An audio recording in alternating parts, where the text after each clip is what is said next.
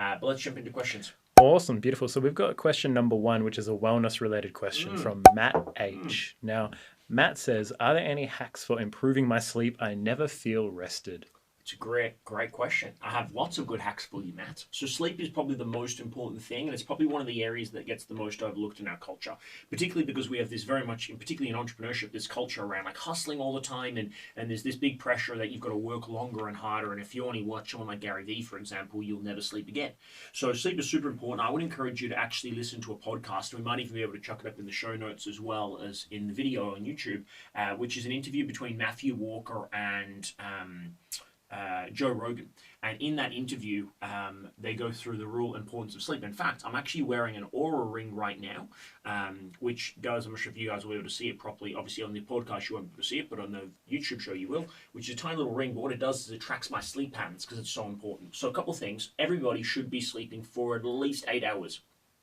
There's very few people, in fact, I think it's less than 1% of the populace that can function optimally below 8 hours of sleep. So sleep quality, sleep depth is super important, but some tactics to be able to help you. Number one is that you want to make sure you're switching off your devices, or at least turning off blue light as early as possible in the day. There's been a lot of science that shows that if you were to watch a movie, or you are on your tablet or iPad or computer, or even on your phone, leading into bedtime, it can affect your sleep cycles by 2 or 3 time zones, which is huge for us. That's number one. Also avoid caffeine. Jace, what's the half-life of coffee?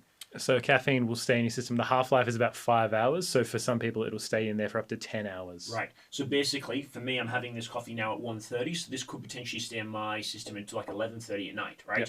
Or at the earliest would be until 6:30, 7 o'clock at night. Yep.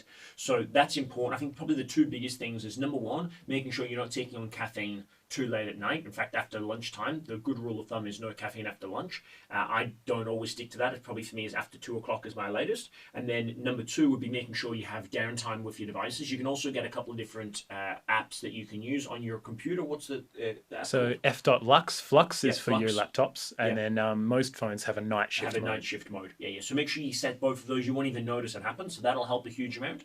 And also as well, making sure that you are having an adequate sleep or nighttime ritual. There's a lot of talk in positive psychology, personal development about morning rituals. Evening rituals are just as important.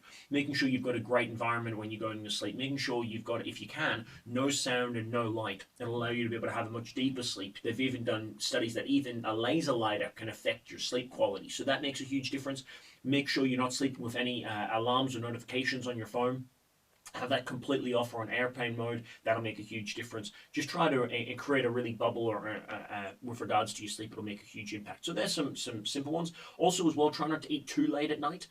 If you are going to try to go to bed, you want to try and stop eating a couple of hours beforehand. For me personally, if I'm going to have carbs, I'll have carbs later in an evening. And the reason why is because then you get a dopamine crash. No, blood sugar. Blood sugar crash. So blood sugar spike and then crash.